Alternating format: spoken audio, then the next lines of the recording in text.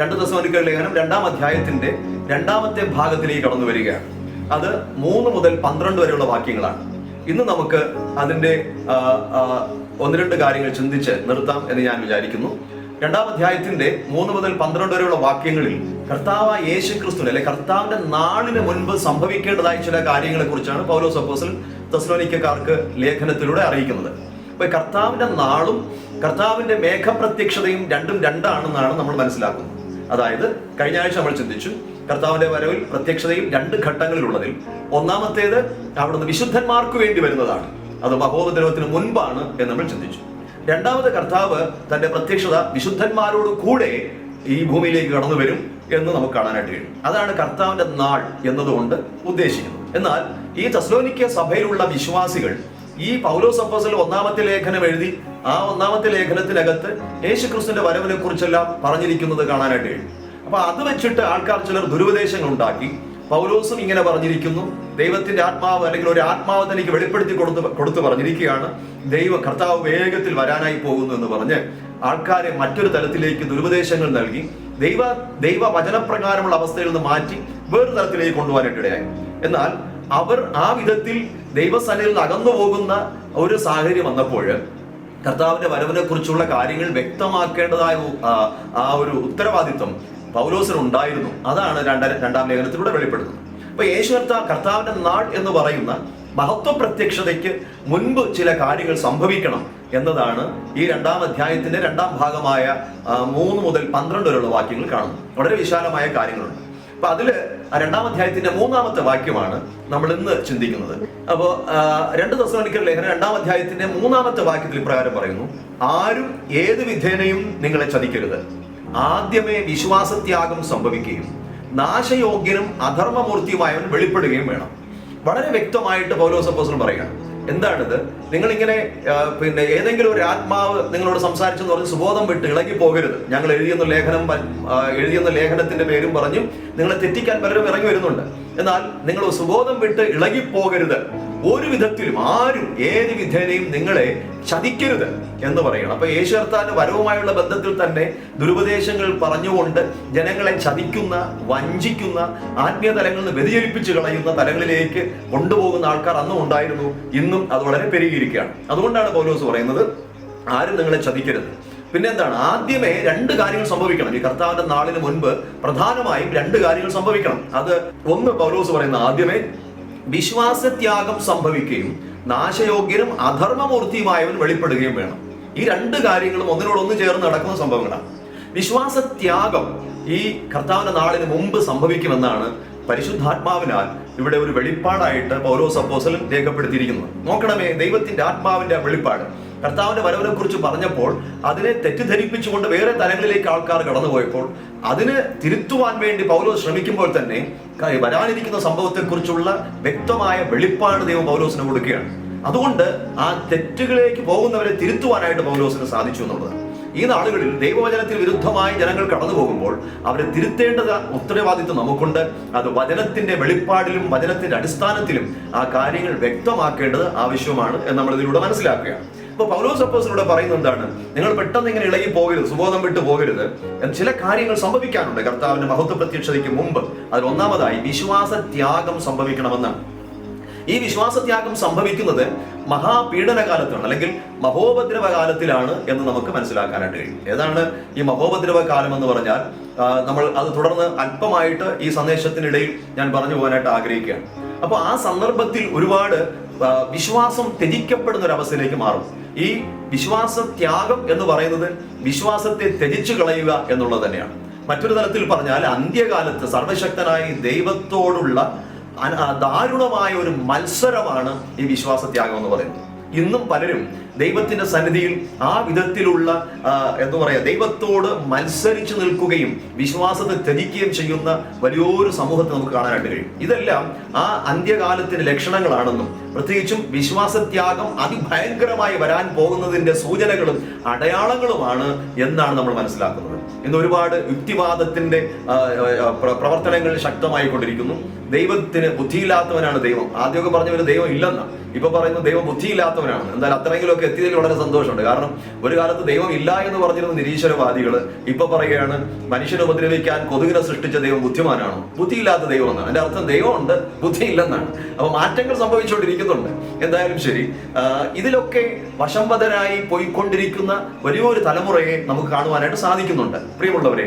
എന്നാൽ ഈ വിശ്വാസത്യാഗം നമ്മളുടെ മുമ്പിലും നമ്മൾ കണ്ടുകൊണ്ടിരിക്കുന്നു. എന്നാൽ നമ്മൾ എപ്പോഴും നോക്കേണ്ടത്, ഈ വിശ്വാസത്യാഗം സംഭവിക്കുമ്പോൾ ശ്രദ്ധിക്കേണ്ടത്, ഇത് കർത്താവിന്റെ വരവിന്റെ മഹത്വ പ്രത്യക്ഷതയ്ക്ക് മുമ്പ് സംഭവിക്കേണ്ടതായ ലക്ഷണങ്ങളുടെ തുടക്കം മാത്രമാണ്, സൂചനയാണ്.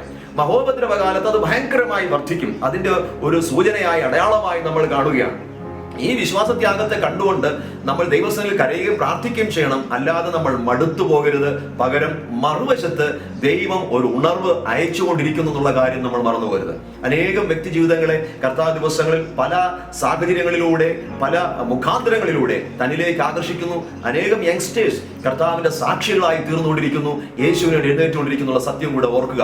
ഈ കൃപയുടെ കാലം തീരാറായിക്കൊണ്ടിരിക്കുന്നു. വിശ്വാസത്യാഗത്തിന്റെ നാളുകൾ അടുത്ത് വന്നുകൊണ്ടിരിക്കുന്നു.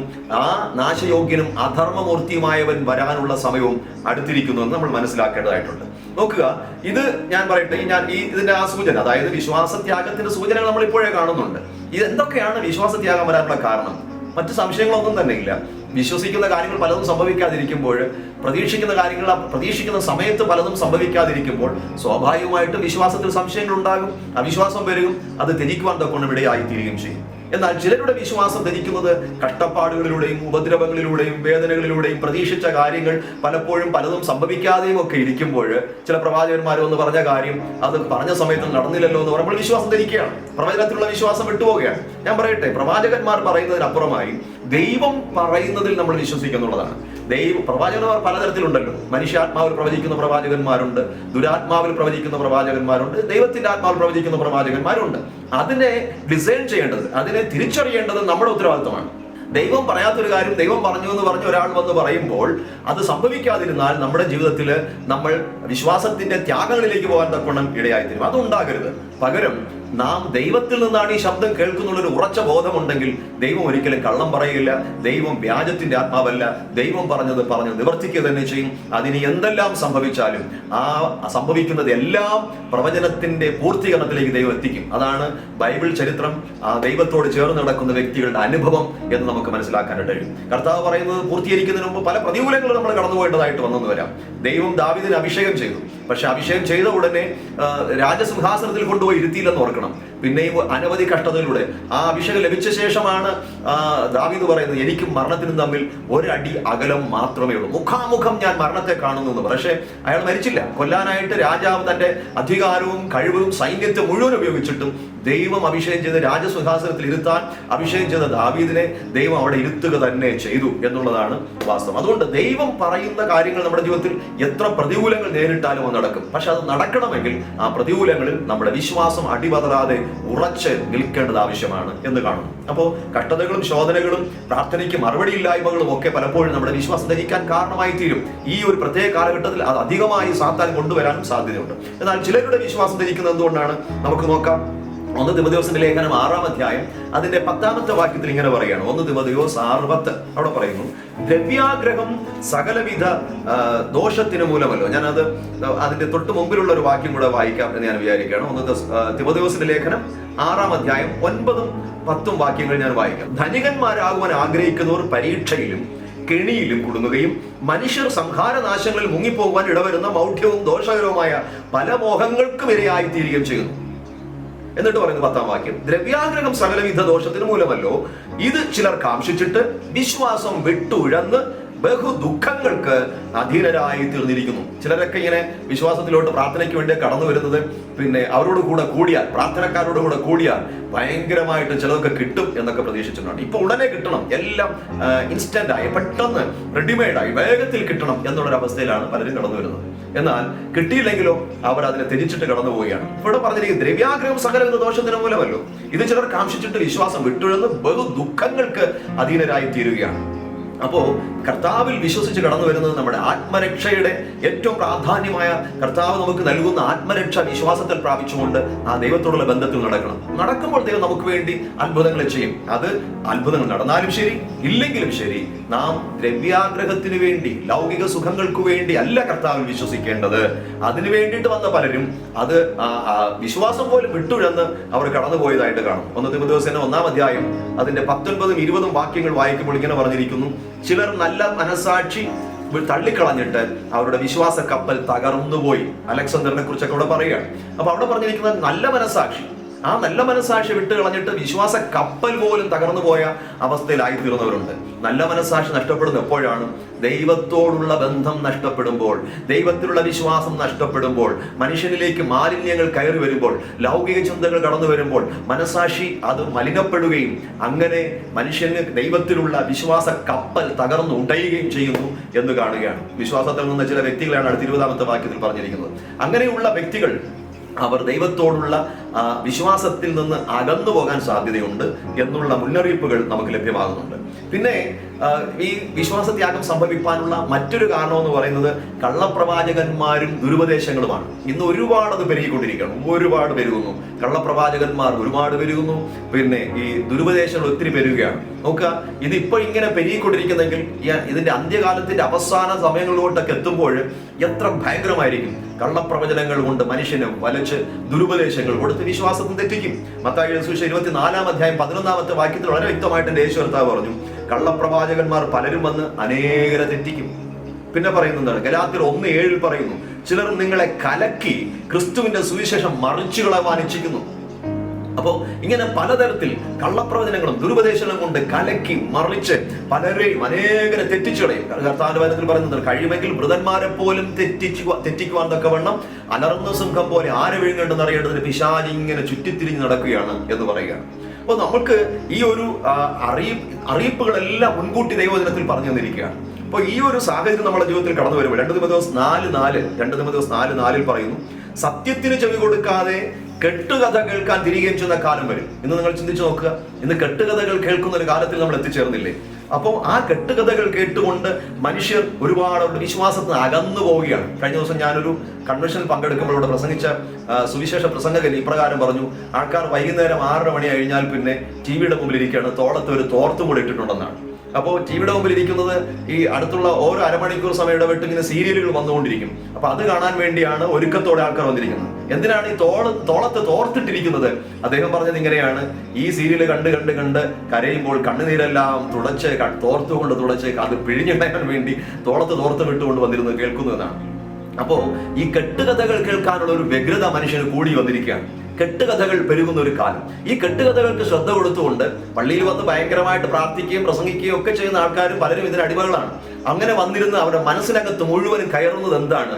ഈ കുടുംബ പ്രശ്നങ്ങളും പ്രതികൂലങ്ങളും അടിപിടിയും ബഹളവും പിന്നെ ഒറ്റുകൊടുക്കുന്നതും അങ്ങനെയുള്ള ഒരുപാട് അനുഭവങ്ങൾ മനസ്സിൽ കയറിയിട്ട് സംശയങ്ങൾ ജനിക്കുകയും മനസ്സിനകത്ത് നല്ല മനസാക്ഷി നഷ്ടപ്പെടുത്തി കളഞ്ഞ് മനസ്സിനെ മലിനമാക്കി വിശ്വാസ കപ്പലിനെ തകർത്തു കളയുന്ന അനുഭവത്തിലേക്ക് പോകുന്ന ഒരു കാലത്തിലാണ് നമ്മൾ എത്തി നിൽക്കുന്നത്. അപ്പൊ ഇതെല്ലാം മുൻകൂട്ടി ദൈവവചനം പറഞ്ഞിരിക്കുമ്പോൾ വിശ്വാസികൾ, ദൈവമക്കൾ വളരെ ജാഗരൂകരായിട്ടിരിക്കേണ്ടത് ആവശ്യമാണ് എന്ന് ദൈവവചനം നമ്മളെ പഠിപ്പിക്കുകയാണ്. നോക്കുക, വിശ്വാസത്യാഗം സംഭവിക്കുന്നത് മഹാപീഡന കാലത്താണ് എന്ന് കാണും. അപ്പോൾ അതിൽ 1-2 വാക്യങ്ങൾ വളരെ വ്യക്തമായിട്ട് പറയുന്നുണ്ട്. ഈ മത്തായി സുവിശേഷം 24-ാം അധ്യായം 9-10 വാക്യങ്ങൾ. മത്തായി 24:9-10 അവിടെ പറയുന്നു, അന്ന് അവർ നിങ്ങളെ ഉപദ്രവത്തിന് ഏൽപ്പിക്കുകയും കൊല്ലുകയും ചെയ്യും. എന്റെ നാമനിമിത്തം സകല ജാതികളും നിങ്ങളെ പകയ്ക്കും.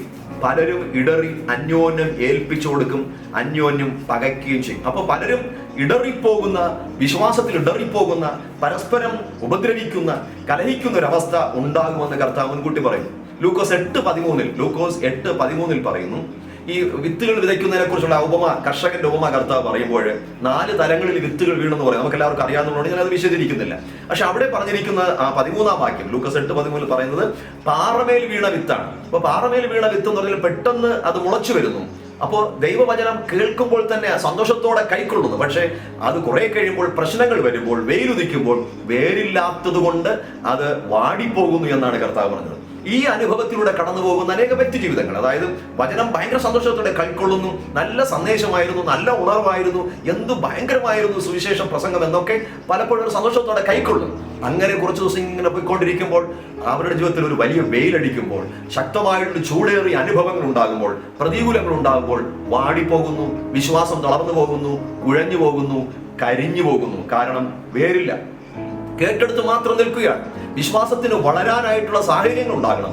അതിന് ആ പാറയാകുന്ന ക്രിസ്തുവിൽ അതിലേക്ക് നമ്മൾ ആഴ്ന്നിറങ്ങി ആഴക്കുഴിച്ച് അടിസ്ഥാനമിട്ട് നമ്മൾ മുന്നേറി വരുമ്പോൾ മാത്രമാണ് തകർന്നു പോകാൻ നിൽക്കാനായിട്ട് സാധിക്കുന്നത്. അപ്പൊ അതുകൊണ്ട് ഇതെല്ലാം അന്ത്യകാലത്ത് സംഭവിക്കും എന്നുള്ള ദൈവവചനത്തിന്റെ തെളിവുകളാണ്. 1 തിമോഥെയോസ് 4-ാം അധ്യായം 1-ാം വാക്യത്തിലും പ്രവചനാത്മകമായി പൗലോസ് അപ്പോസ്തലൻ എഴുതിയിരിക്കുന്നു, എന്നാൽ ഭാവി കാലത്ത് ചിലർ വ്യാജ ഉപദേശങ്ങൾ കൊണ്ടുവരികയും അങ്ങനെ അനേകർ വിശ്വാസം ത്യജിക്കുകയും ചെയ്യും.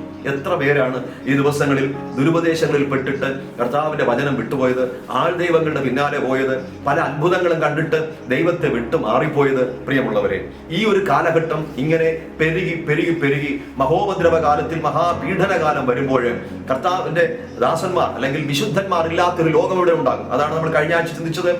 തന്റെ വിശുദ്ധന്മാരെ ചേർക്കാനായിട്ട് താൻ മേഘത്തിൽ കടന്നു വരുമ്പോൾ ക്രിസ്തുവിൽ മരിച്ചവർ മുമ്പ് ഉയർത്തെഴുന്നേൽക്കുകയും ജീവനോടെ ശേഷിക്കുന്ന ആ ക്രിസ്തുവിനെ എതിരേൽക്കാൻ അവരോടുകൂടെ മേഘങ്ങളിൽ എടുക്കപ്പെടുകയും ചെയ്യും. അങ്ങനെ വിശുദ്ധന്മാർ, സത്യവിശ്വാസികൾ, കർത്താവിന് വേണ്ടി കാത്തിരുന്ന രക്ഷിക്കപ്പെട്ട ദൈവമക്കൾ മധ്യാകാശത്തിൽ കർത്താവിനോട് എടുക്കപ്പെട്ട് കഴിഞ്ഞാൽ ഈ ഭൂമിയിൽ പിന്നെ വിശുദ്ധന്മാരില്ല.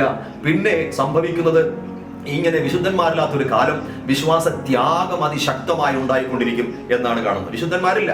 ആ സമയത്താണ് ഇവിടെ വിശ്വാസത്യാഗം ഉണ്ടാകുന്നതും നമ്മൾ ഈ 3-ാം വാക്യത്തിൽ കണ്ട നാശയോഗ്യനും അധർമ്മമൂർത്തിയായവനും വെളിപ്പെടേണ്ടതാകുന്നെന്ന് പറയുന്ന ആ ഒരു കാലഘട്ടം. അതിനെയാണ് ദാനിയേൽ പ്രവചനം 9-ാം അധ്യായം 24 മുതൽ 27 വരെയുള്ള വാക്യങ്ങളിൽ 70 ആഴ്ചക്കാലത്തിന്റെ അല്ലെങ്കിൽ 70 ആഴ്ചവട്ടത്തിന്റെ ഒരു കണക്ക് പറയുന്നുണ്ട്. അതെല്ലാം ഈ പ്രവചന പഠിതാക്കന്മാർ ഒരുപാട് വിശദമായി പ്രതിപാദിക്കുന്നു, ഒരുപാട് വചനങ്ങളുമായി കണക്ട് ചെയ്ത് പ്രതിപാദിക്കുന്ന ഒരു സമയമാണത്, ഈ 70 ആഴ്ചവട്ടം എന്ന് പറയുന്നത്.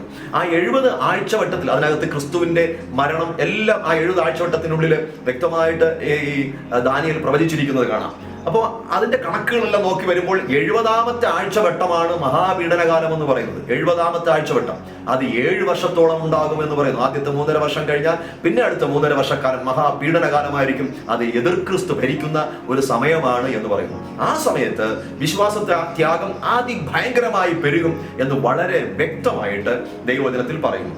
എന്നാൽ നമുക്ക് വിശുദ്ധ വേദപുസ്തകം നമ്മൾ വായിക്കുമ്പോൾ ഈ മഹോദ്രവകാലത്ത് ഇപ്രകാരമുള്ള പ്രതികൂലങ്ങൾ കൂടിക്കൊണ്ടിരിക്കുമ്പോൾ പലരും ആ സമയത്ത് കർത്താവിനെ രക്ഷിതാവായി സ്വീകരിക്കേണ്ടതിന് പകരം കർത്താവിനെ തള്ളിപ്പറഞ്ഞുകൊണ്ട് അവർ പോകുന്ന അനുഭവങ്ങളെ കാണാനായിട്ട് കഴിയും. നമുക്ക് ഈ വെളിപ്പാട് പുസ്തകം 6-ാം അധ്യായം 9 മുതൽ 11 വരെയുള്ള വാക്യങ്ങൾ നമുക്ക് കാണുമ്പോൾ അത് കാണാൻ കഴിയും. ആ സമയത്ത് പലരും രക്ഷിക്കപ്പെടത്തില്ല. അത്ഭുതങ്ങൾ കണ്ടാലും ദൈവത്തിന്റെ പ്രവൃത്തികൾ കണ്ടാലും മാനസാന്തരപ്പെടത്തില്ല. മഹോപദ്രവകാലത്തിൽ അവർ പിന്നെയും കഠിനന്മാരായിക്കൊണ്ടിരിക്കുമെന്ന് വെളിപ്പാട് പുസ്തകം 6-ാം അധ്യായം 9 മുതൽ അതിന്റെ 11 വരെയുള്ള വാക്യങ്ങൾ കാണാം. അവൻ 5-ാം മുദ്ര പൊട്ടിച്ചപ്പോൾ ദൈവവചന നിമിത്തവും തങ്ങൾ പറഞ്ഞ സാക്ഷ്യം ഹേതുവായും അറുക്കപ്പെട്ടവരുടെ ആത്മാക്കളെ ഞാൻ യാഗപീഠത്തിന് കീഴിൽ കണ്ടു. വിശുദ്ധനും സത്യവാനുമായ നാഥ, ഭൂമിയിൽ വസിക്കുന്നവരോട് ഞങ്ങളുടെ രക്തത്തെക്കുറിച്ച് നീ എത്രത്തോളം ന്യായവിധിയും അധികാരവും നടത്താതിരിക്കുമെന്ന് അവർ ഉറക്കെ നിലവിളിച്ചു. അപ്പൊ ഇവിടെ വിശുദ്ധന്മാർ നിലവിളിക്കുകയാണ്, ഞങ്ങൾ ഉപദ്രവിച്ചവരോട് നീ ന്യായവിധി നടത്താൻ നീ താമസിക്കുന്നത് എന്താണെന്ന് നിലവിളിക്കുമ്പോൾ അവരോട് ദൈവം പറയുന്ന ഉത്തരമാണ് അവിടെ പറയുന്നത്. അപ്പോൾ അവരിൽ ഓരോരുത്തരും വെള്ളനിലയ്ക്ക് കൊടുത്തു. അവരെപ്പോലെ കൊല്ലപ്പെടുവാനിരിക്കുന്ന സഹവൃത്യന്മാരും സഹോദരന്മാരും വന്നു തികയുവോളം അല്പം കൂടെ സ്വസ്ഥമായി പാർക്കണമെന്ന് അവർക്ക് അരുളപ്പാടുണ്ടായി. അപ്പോ ഇനിയും അനേക രക്തസാക്ഷികളാകാനായിട്ടുണ്ടെന്ന് പറയുകയാണ്. ഈ മഹോപദ്രവകാലത്തിലും കർത്താവിന്റെ കൃപയുടെ വർഷം അല്ലെങ്കിൽ കൃപയുടേതാകുന്ന ആ സാന്നിധ്യം കർത്താവ് പകർന്നുകൊണ്ടിരിക്കും എന്നാണ് നമുക്ക് വേദപണ്ഡിതന്മാരും വിശുദ്ധ വേദ പുസ്തകത്തിന്റെ അടിസ്ഥാനത്തിലുമൊക്കെ വ്യാഖ്യാനിച്ച് പല ദേവദാസന്മാരും പറഞ്ഞിരിക്കുന്നത്. അതായത് ഈ മഹോപദ്രവകാലം വിശുദ്ധന്മാരില്ലാത്ത സമയം ഈ ഭൂമിയിൽ വിശ്വാസത്യാഗം ഒരു വശത്ത് പെരുകും, എതിർ ക്രിസ്തു ശക്തമായ തലത്തിൽ അവൻ ഭരണങ്ങൾ നടത്തിക്കൊണ്ടിരിക്കും. എന്നാൽ ആ സമയത്ത് ഇവിടെ കൃപ നൽകിക്കൊണ്ട് ദൈവം ചിലർക്ക് രക്ഷിക്കപ്പെടാനുള്ള സമയം കൂടെ കൊടുക്കുന്നുണ്ട് എന്ന് കാണുന്നു. അതേസമയം മറ്റു ചിലർ ഈ ഒരു സാഹചര്യത്തിൽ ദൈവിക പ്രവൃത്തികൾ കണ്ടിട്ടും മാനസാന്തരപ്പെടാതെ ദൈവത്തെ ദുഷിച്ചുകൊണ്ട് വിശ്വാസത്തിൽ കടന്നു വരുന്ന ഈ വിശ്വാസികളെ ഉപദ്രവിക്കുന്ന അവസ്ഥയും ഉണ്ടാകും. മഹാപീഠകൾ കർത്താവ് പറഞ്ഞതനുസരിച്ച് ഇതുവരെ ഭൂമിയിൽ ഉണ്ടായിട്ടില്ലാത്ത മഹാകഷ്ടത്തിന്റെ നാളുകളായിരിക്കും ആ നാളുകൾ എന്ന് പറയുകയാണ്. അത് നമുക്ക് അടുത്ത എതിർ ക്രിസ്തുവിന്റെ മരണത്തെക്കുറിച്ച് അടുത്ത ആഴ്ച ദൈവം അനുവദിച്ചാൽ നമുക്ക് കൂടുതൽ ചിന്തിക്കാമെന്ന് ഞാൻ വിചാരിക്കുന്നു. വെളിപ്പാട് പുസ്തകം 7 മുതൽ 12 ഏഴാം അധ്യായം നമ്മൾ വായിക്കുമ്പോൾ, വെളിപ്പാട് പുസ്തകം 7-ാം അധ്യായം വായിക്കുമ്പോൾ ഈ ഒരു കാലഘട്ടത്തിലാണ് 12 ഗോത്രങ്ങൾ, ഇസ്രായേൽ ജനത്തിലെ 12 ഗോത്രങ്ങളിൽ നിന്നും 144,000 പേര് കർത്താവിനെ രക്ഷിതാവായി സ്വീകരിക്കുന്നു പറയുന്നു. ഇന്നത്തെ ചില ആൾക്കാർ പറയുന്നത്, ചില പ്രത്യേക സഭ വിഭാഗക്കാർ പറയുന്നത് അവരാണ് ഈ 144,000 പേര് കുരുത്തോലം പിടിച്ചുകൊണ്ട് ദൈവസേന നിൽക്കുന്നതെന്നാണ്.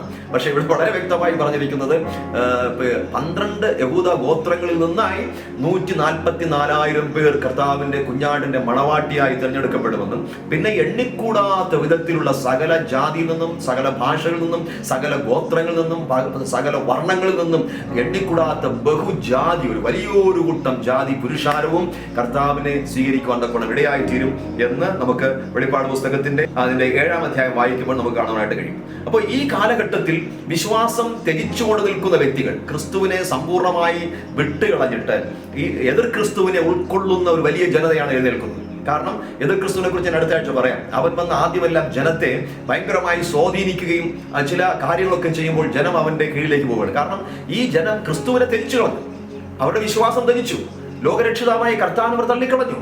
പിന്നെ അവർ സ്വീകരിക്കുന്നത് ആരെയാ? പൈശാചിക ഭരണത്തെ, പൈശാചികമായ തന്ത്രങ്ങളെ, പൈശാചികമായ നേതൃത്വത്തെ, ആ എതിർ ക്രിസ്തുവിനെ അവർ സ്വീകരിക്കുന്ന അവസ്ഥയിലേക്ക് വരികയാണ്. അപ്പോൾ മഹത്വ പ്രത്യക്ഷത എന്ന് പറയുന്ന കർത്താവിന്റെ 2ാമത്തെ വരവ് സംഭവിക്കുന്നതിന് മുമ്പ് ഈ കാര്യങ്ങളുണ്ടാകും. മനുഷ്യന്റെ വിശ്വാസം ത്യജിക്കും. അവരെ വിശ്വാസം ത്യജിപ്പിച്ച് കളയുന്ന അളവിൽ മഹാ അത്ഭുതങ്ങൾ പ്രവർത്തിച്ചുകൊണ്ട് വ്യാജാത്മാക്കൾ ഇറങ്ങി പ്രവർത്തിക്കും. ഈ ദിവസങ്ങൾ ദൈവമക്കളെ, ഞാനൊരു കാര്യം പറയട്ടെ, നമ്മൾ ജീവിച്ചുകൊണ്ടിരിക്കുന്ന ഈ കാലത്ത് അനേകരെ തെറ്റിക്കുന്നുണ്ട്. ചില പ്രവാചകന്മാർ വന്ന് ഷാർപ്പായിട്ട് ചില പ്രവചനങ്ങളും ചില വെളിപ്പാടുകളും പറഞ്ഞു കഴിഞ്ഞാൽ നമ്മൾ എത്ര വിശ്വാസികളാണെങ്കിൽ ഒന്ന് അടിപതറി അതിൽ വീഴുന്നുണ്ട്. പക്ഷേ ആ പറയുന്ന പ്രവചനങ്ങൾ ഏത് ആത്മാവിനാലാണെന്ന് വിവേചിക്കാനുള്ള കൃപ നമ്മൾ പ്രാപിക്കണം. 9 കൃപാവരങ്ങളല്ല വിശുദ്ധ ബൈബിളിൽ ഉള്ളത്. എന്നാൽ ശക്തി ശുശ്രൂഷകൾക്ക് വേണ്ടി നൽകപ്പെടുന്ന 9 കൃപാവരങ്ങളുണ്ട്. അതിന് പുറമെ അനേകം കൃപാവരങ്ങളുണ്ട്. ഞാൻ കാണുന്നത് ഈ പ്രവചനപരമല്ല വലിയ കൃപാവരമായിട്ട് ഞാൻ കാണുന്നു. പ്രവചനപരം വലിയൊരു കൃപാവരം തന്നെയാണ്. രോഗശാന്തിപരം വലിയ കൃപാവരം തന്നെയാണ്. വിവിധ വീര്യപ്രവൃത്തികൾ വലിയ കൃപാവരം തന്നെയാണ്. ഇതെല്ലാം ശരിയാണ്. പക്ഷേ ഞാൻ വിശ്വസിക്കുന്നത് ഈ കാലഘട്ടത്തിൽ, ഈ കാലഘട്ടം നമ്മൾ ജീവിച്ചുകൊണ്ടിരിക്കുന്ന ഈ അന്ത്യനാളുകളിൽ നമുക്ക് ഏറ്റവും ആവശ്യമായിരിക്കുന്ന ഒരു കൃപാവരം എന്ന് പറയുന്നത് ആത്മാക്കളുടെ വിവേചനപരമാണ്. ഏത് ആത്മാവാണെന്ന് വിവേചിച്ചറിയാൻ കഴിയുന്ന ഒരു വരം കർത്താവ് നൽകിയിട്ടുണ്ട്. അത് നമുക്ക് ഉണ്ടാകണം. അത് മുഖലക്ഷണം നോക്കി പറയുന്നതല്ല, ആത്മാവിൽ തന്നെ നമുക്ക് മനസ്സിലാക്കാൻ കഴിയും. നമ്മൾ ദൈവാത്മാവിനാൽ നിറഞ്ഞു നടക്കുന്നവരാണെങ്കിൽ, ദൈവാത്മാവിന്റെ സാന്നിധ്യത്തിൽ നമ്മൾ നടക്കുകയാണെങ്കിൽ, ദൈവ ശബ്ദം കേട്ട് നമ്മൾ നടക്കുന്നതാണെങ്കിൽ നമുക്ക് മനസ്സിലാക്കും അടുത്തൂടെ കടന്നു പോകുന്നത് ഏത് സ്പിരിറ്റ് ആണെന്നുള്ളത്. ഒരു വ്യക്തി നമ്മളെ സമീപിക്കുമ്പോൾ നമ്മൾ സ്പിരിറ്റ് ഫീൽഡ് ആണെങ്കിൽ, പരിശുദ്ധാത്മാവിന്റെ നിറവിലാണെങ്കിൽ ഉടനെ ദൈവത്തിന്റെ ആത്മാവ് നമുക്ക് വിവേചിക്കാനായിട്ട് കഴിയും അത് ഏത് ആത്മാവാണ്. ഒരു വ്യക്തി നമ്മൾ ചിലപ്പോൾ സ്നേഹം പ്രകടിപ്പിച്ചുകൊണ്ട് വരാം, നല്ല വാക്കുകൾ പറഞ്ഞുകൊണ്ട് വരാം, നമ്മളെ പുകഴ്ത്തിക്കൊണ്ട് വന്നു വരാം. എന്നാൽ ആ വ്യക്തിയുടെ ഉള്ളിലിരിക്കുന്നത് എന്തെന്ന് മനസ്സിലാക്കുവാൻ ഈ ദൈവത്തിന്റെ ആത്മാവിന്റെ വിവേചന വരം നമുക്ക് ആവശ്യമാണ്. ഹല്ലേലൂയ. ഡിസൈനിങ് ഓഫ് സ്പിരിറ്റ്, നമുക്ക് ആ വരം നമ്മൾ ജ്വലിക്കേണ്ട ഒരു കാലഘട്ടത്തിലാണ് നമ്മൾ നിൽക്കുന്നത്. ഡിസൈൻ ചെയ്തറിയുക, ഓരോ ആത്മാവിനെയും തിരിച്ചറിയുവാനായിട്ട് ഇടയായി തീരണം. കാരണം വ്യാജാത്മാക്കൾ അനേകം പുറപ്പെട്ടിരിക്കുന്നു. അനേകരെ ചതിക്കുവാൻ, വഞ്ചിക്കുവാൻ, അത്ഭുതങ്ങൾ പോലും ചെയ്യുവാൻ, വ്യാജങ്ങൾ പറഞ്ഞുകൊണ്ട് ദൈവസന്നിധിയിൽ നിന്ന് മനുഷ്യനെ തെറ്റിച്ച് കളയുവാൻ കഴിയുമെങ്കിൽ വൃതന്മാരെ പോലും തെറ്റിക്കാനായിട്ട്. നിങ്ങൾക്കറിയാമോ, നെഹമ്യാവിന്റെ കാലത്ത് മതിൽ പണിതുകൊണ്ടിരുന്നപ്പോൾ പലവട്ടം സൻബല്ലത്തും തോബിയാവും ആൾക്കാരെ അയച്ചിട്ട് പറഞ്ഞു, നീ വരിക, നമ്മളുമായിട്ട് കൂട്ടുകൂടുക. പക്ഷെ നെഹമ്യാവ് പറഞ്ഞില്ല, ഞാൻ വരത്തില്ല, ഇത് എന്നെ ദൈവം ഏൽപ്പിച്ചിരിക്കുന്ന കാര്യമാണ്, ഞങ്ങൾ ചെയ്യാൻ, നിങ്ങളുടെ സഹായം ആവശ്യമില്ല മതിൽ പണിയാൻ. ആ സമയത്ത് ശത്രുക്കൾ പിന്നെയും പറയുകയാണ്, നിനക്കെതിരെ ആൾക്കാർ വലിയ സൈന്യം വരികയാണ്, നിന്നെ ഉപദ്രവിക്കാനായിട്ട് വരികയാണ്, ഞങ്ങളുമായി സന്ധി ചെയ്യുക. അപ്പോൾ അദ്ദേഹം പറയുന്നത്, എന്നെ പോലുള്ള ഒരാള് ഈ ഭീഷണിയെ കേട്ടിട്ട് ഇറങ്ങി ഓടിപ്പോകും നിങ്ങൾ കരുതുന്നുണ്ടോ? ദൈവത്തിൽ ആശ്രയിച്ച് വിശ്വസിച്ചുകൊണ്ട് നിൽക്കുന്ന, ദൃഢമായി നിൽക്കുന്ന, വിശ്വാസം ത്യജിച്ചുകളായി നിൽക്കുന്ന നെഹമ്യാനോടെ കാണാം. ഒടുവിൽ കള്ളപ്രവാചകന്മാരെ അയച്ചിട്ട് ചില കാര്യങ്ങൾ ഇദ്ദേഹത്തോട് പറയുകയാണ്. അപ്പോൾ അവർ നോക്കിയപ്പോൾ മനസ്സിലായി നെഹമ്യാവ് സ്പിരിച്വലാണ്, ആത്മീയനാണ്. അദ്ദേഹം ഇവിടെ മതിൽ പണിയാനായിട്ട് താൻ വന്നിരിക്കുന്ന വെറും മസിൽ പവർ കൊണ്ടല്ല, വെറും തന്റെ സൈന്യബലത്താലുമല്ല, അതിനെല്ലാം അപ്പുറത്ത് അവൻ ദൈവഭക്തനാണെന്ന് മനസ്സിലാക്കിയപ്പോൾ, ശത്രു അത് മനസ്സിലാക്കിയപ്പോൾ ചെയ്തത് എന്തെന്നറിയോ? നെഹമ്യാവിനെ തെറ്റിക്കാനായിട്ട് തങ്ങളുടെ വരുതിയിലേക്ക് കൊണ്ടുവരുവാൻ പൈസ കൊടുത്തിട്ട് കള്ളപ്രവാചകന്മാരെ അയച്ചു. അവർ വന്ന് കള്ളപ്രവചനങ്ങൾ പറഞ്ഞു. അപ്പോഴേക്കും നെഹമ്യാവ് പറഞ്ഞത്, ഇത് ഏത് ആത്മാവാണെന്ന് എനിക്കറിയാം. ഹല്ലേലൂയ. കാരണം ദൈവത്തിലുള്ള ആ പദ്ധതി, തന്നെ ഏൽപ്പിച്ച ദൈവത്തിലുള്ള പദ്ധതിയുടെ ആ പൂർണ്ണ നിശ്ചയം എനിക്കുണ്ടായിരുന്നു. ദൈവത്തിൻ്റെതാകുന്ന പദ്ധതി എന്നത് തനിക്ക് അറിയാമായിരുന്നു. ആ ദൈവത്തിലുള്ള വിശ്വാസം എനിക്കുണ്ടായിരുന്നു. അതുകൊണ്ട് അദ്ദേഹം പറഞ്ഞു, ഇത് ശത്രുക്കളെ എനിക്കെതിരെ കാശ് കൊടുത്തിട്ട് കള്ളം പ്രവചിക്കാനായിട്ട് വിട്ടതാണെന്ന് മനസ്സിലാക്കിക്കൊണ്ട് വിവേകബുദ്ധിയോടുകൂടെ വിവേചിച്ചറിഞ്ഞുകൊണ്ട് അവിടെ നെഹമ്യാവ് നിന്നുകൊണ്ട് ശത്രുവിന്റെ ആ തലങ്ങളിലേക്ക് പോകാതെ ദൈവം ഏൽപ്പിച്ച കാര്യം പൂർണ്ണമായി നിറവേറ്റി എന്ന് നമുക്ക് കാണാനായിട്ട് കഴിയും. അപ്പൊ ഇന്നത്തെ കാലത്ത് നമ്മൾ സ്പിരിച്വൽ എന്ന് മനസ്സിലാക്കി കഴിഞ്ഞാൽ വ്യാജാത്മാക്കൾ സ്പിരിച്വലായിട്ട് അല്ലെങ്കിൽ ആത്മീയ വഴികളിലൂടെ തന്നെ നമ്മളെ തെറ്റിക്കുവാൻ, പ്രവചനത്തിൽ വിശ്വസിക്കുന്ന ഒരാളെ പ്രവചനത്തിലൂടെ തെറ്റിക്കാൻ, പ്രവചനത്തിൽ വിശ്വസിക്കാത്ത ഒരാളെ പ്രവചനമില്ലായ്മകളിലൂടെ തെറ്റിക്കാൻ, ദുരുപദേശങ്ങളെ തെറ്റിക്കാൻ സാത്താൻ വിദഗ്ധമായി പ്രവർത്തിക്കുന്ന ഒരു കാലമാണ്. അതുകൊണ്ട് ഈ ദിവസങ്ങളിൽ നമ്മൾ ആത്മാക്കളെ വിവേചിച്ചറിയുവാൻ തൊക്കണം ഇടയായി തീരണം. ഏത് ആത്മാവെന്ന് മനസ്സിലാക്കണം. ഏത് ആത്മാവിനെ നമ്മൾ വിശ്വസിക്കാൻ പാടില്ല. കാരണം ഈ കള്ളപ്രവാചകന്മാരും ദുരുപദേശക്കാരും മനുഷ്യനെ തെറ്റിച്ചു കളയാൻ സാധ്യതയുണ്ട് എന്ന് നമ്മൾ മനസ്സിലാക്കേണ്ടതായിട്ടുണ്ട്.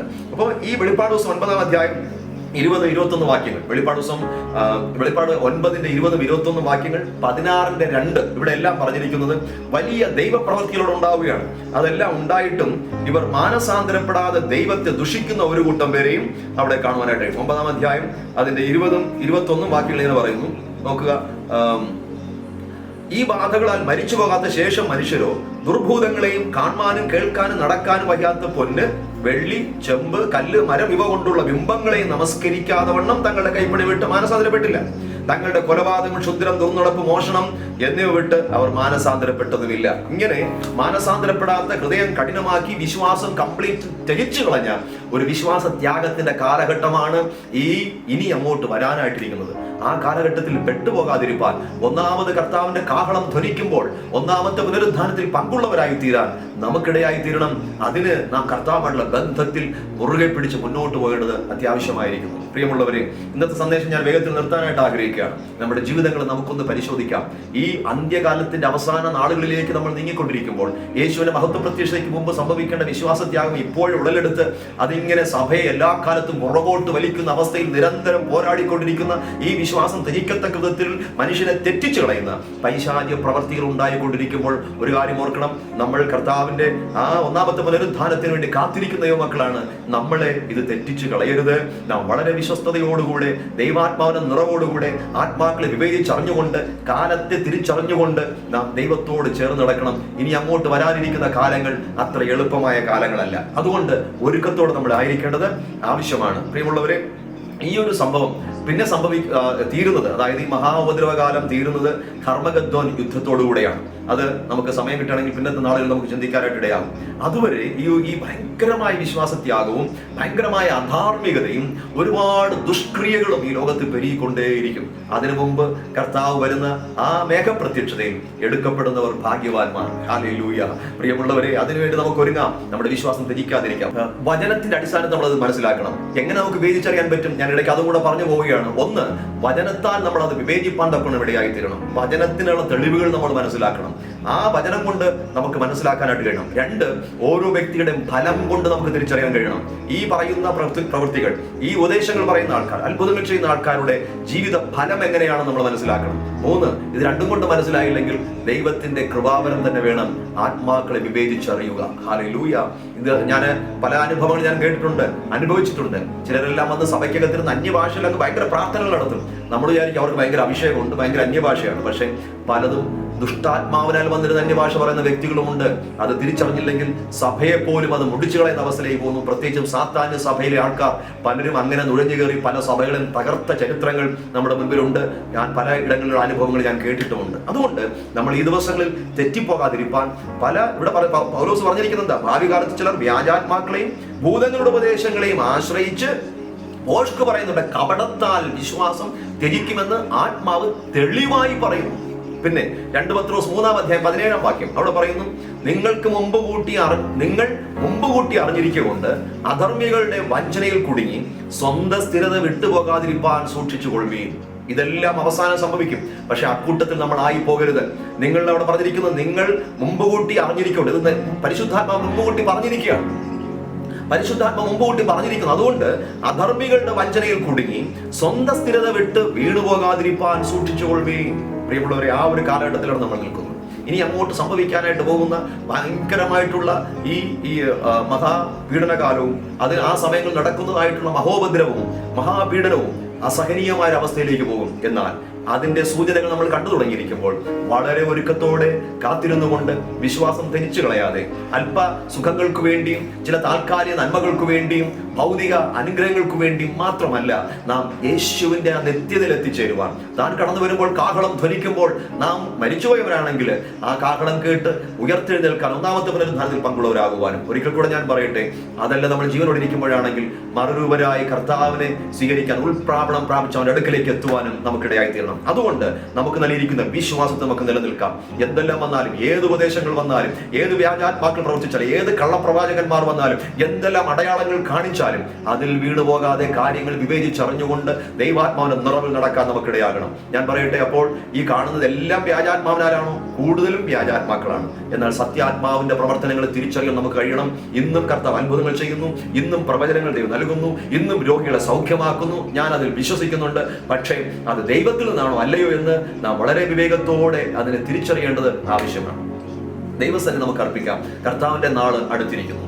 അതുകൊണ്ട് ആ കർത്താവ് നാൾ അടുത്തിരിക്കുന്നു പറഞ്ഞ് വല്ല ആത്മാവിനാലോ പല ലേഖനങ്ങളാണ് നമ്മൾ ഇളകി സുബോധം വിട്ടുപോകാതിരിപ്പാനും ആരും നമ്മളെ ചതിക്കാതിരിപ്പാനും സൂക്ഷിക്കണം. ചില കാര്യങ്ങൾ കൂടെ സംഭവിക്കാനുണ്ട്. ഒന്ന് വിശ്വാസത്യാഗം, അടുത്തത് അധർമ്മമൂർത്തി. അപ്പോ ഈ വിശ്വാസത്യാഗത്തോട് ചേർന്ന് തന്നെ അധർമ്മമൂർത്തിയും ഈ പറഞ്ഞിരിക്കുന്ന നാശയോഗ്യനുമായ എതിർ ക്രിസ്തുവിന്റെ ഭരണം ഉണ്ടാകും എന്ന് നമുക്ക് കാണുവാൻ കഴിയും. അത് നമുക്ക് അടുത്ത ആഴ്ച ചിന്തിക്കാം.